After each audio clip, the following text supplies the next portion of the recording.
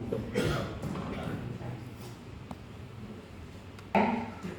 what other prospects we have, and we have to go for the entrepreneurship in agriculture in Manipur.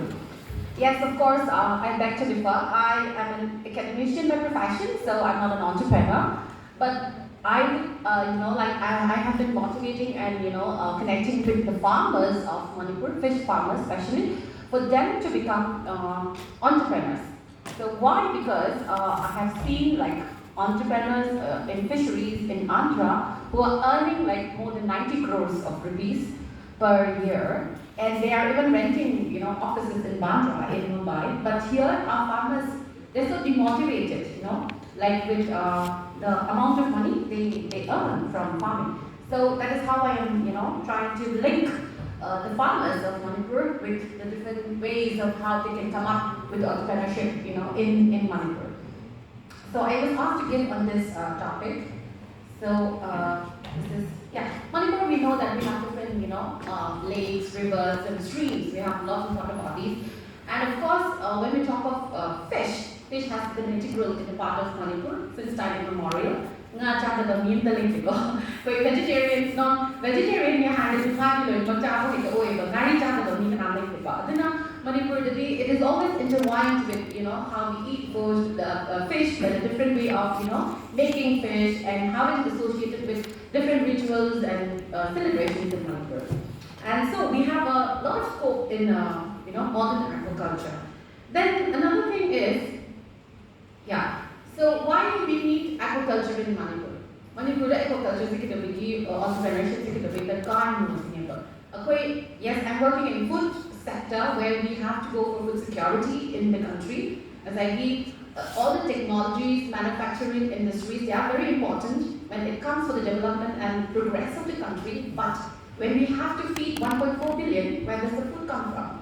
So the world is working on a nexus of topics: energy, food, and health. These are the sectors people are giving money or funds. Even the Bill Gates Foundation gives money on agri-related business or entrepreneurship startups. So if you have a concept which is having a very good concept, then they will definitely fund. So aquaculture ke the Manipur da Manipur has a Indo-Burma hotspot the maram the different kinds of fish like belly the jar fish bomb round different fishes like which I'll be showing you.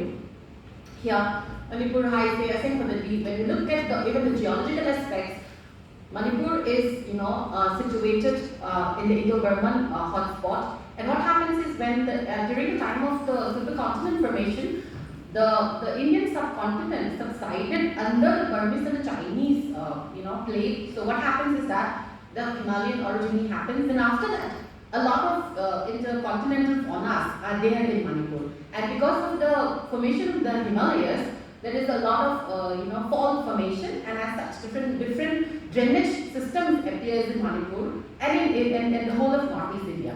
So in Manipur, there has been a lot of discoveries of new fishes and all. So these are the drainages actually in Northeast. So when we have to understand Manipur, then we have to understand Northeast first.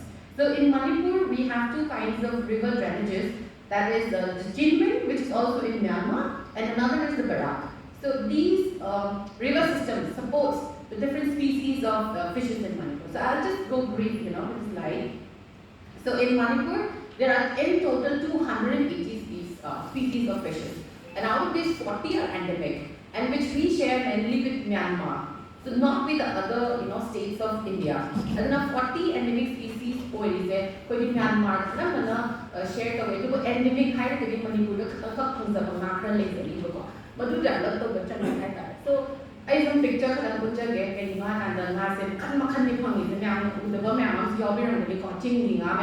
which is having food as well as ornamental value. And then the food sector is important and even sports. We have the sports, ecotourism, we have other sectors like angling the then ornamental fishery, which is a very unorganized sector in India. Of course, Singapore leads in the ornamental sector. The math Northeast Singapore Singapore the Greek or like Voluptuous and aquatic is legalized. According to math is the rather to so ꯑꯩꯈꯣꯏꯒꯤ breeding ꯇꯧꯕ ꯍꯩꯇꯥꯔꯒꯗꯤ ꯄꯩꯁꯥ ꯀꯌꯥꯅꯣ ꯑꯩꯈꯣꯏꯒꯤ ꯐꯤꯜ ꯅꯨꯡꯉꯥ ꯑꯃꯈꯛꯀꯤ pair ꯑꯃꯈꯛꯁꯦ in the Singapore market in 1970 it was selling at $70 dollars.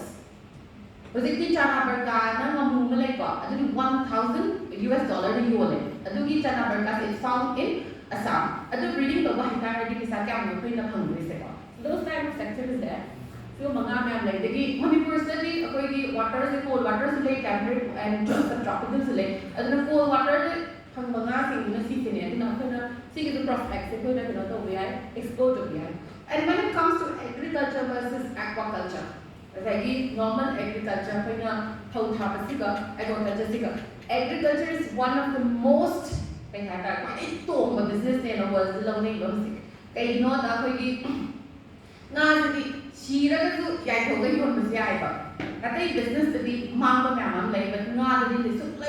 So agriculture business all over the world, it is the most profitable business in the world. And resources later to Manipur locating deva.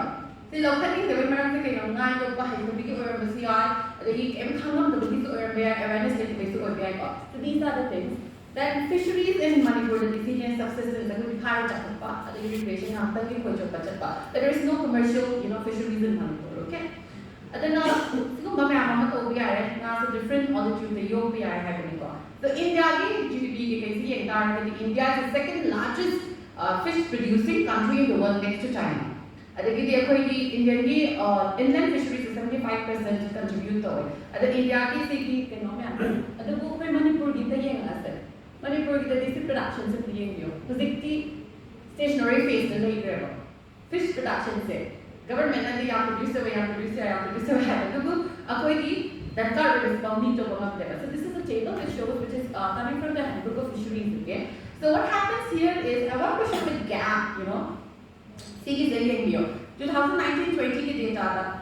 The fish production's estimated requirements is 52,000 tons never. But gap in actual fish production is 32,000 tons. But gap in production is around 19,480 tons. So if we multiply with the average rate which is sold in the market at 200 rupees per kg, 487 crores ne ba koina atopa state ladies as I formally of fish koina salary so 487 crores of money we are wasting it in the other states. Why? When we have all the resources. Lakes rivers water water bodies fish then why are we spending so much money? Then another thing is gap in production. See, like 208 crores every year we are spending for culturing the fish. See, harvest when we become entrepreneurs. Entrepreneurs who are one of the opportunities when hatcheries have a PI, nursery, then we can go for integrated aquaculture and we can go for other intensive aquaculture practice like RAS, biofloc, then aquaponics, which is also climate resilient and sustainable aquaculture system. Then ornamental fish farming, then we can go for even value-added production, like coming out with small dry, packaged fish and all. So Manipur University, we have inaugurated a Mahashiri hatchery so that we can come up with some of the fingerlings so that we can go for selling or even ranching or for conservation. At the single things that come there, even there are a lot of farmers. So what I'm trying to do now is form clusters for the farmers so that they come up with a stronger concept note and they can apply to many of the government institutes or the funding agencies in India. Like for example, we have this NFDB for fisheries. NFDB has the Ministry of Agriculture and Fisheries ki Makhada Nodal Agency, which is the funding agency. They give so much funding. Okay, 80-20 funding is the like they say. As you say, individual cost. See, even anything you apply, you will get it. And even for forming a cooperative society for the fishermen, they give you 2.5 lakhs. So a lot of things, they can give you insurance, they can give you everything. But why people are not approaching heavily never? Manipur fishermen, they are not come the back and we are going to.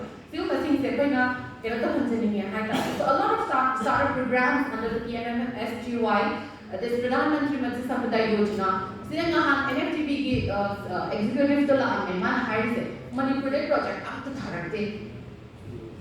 Project so we want to give so much money to Manipur, but why people are not, applying for projects? Project up to Tharate, the people don't check. I don't So fishery sector is having a lot of money. So I wish that whoever wants to be an entrepreneur in aquaculture, they can contact me and I can, guide you to the people whoever is there in the field. Then we can make the, the sector grow, and of course it can contribute to the economy of the state. Thank you so much.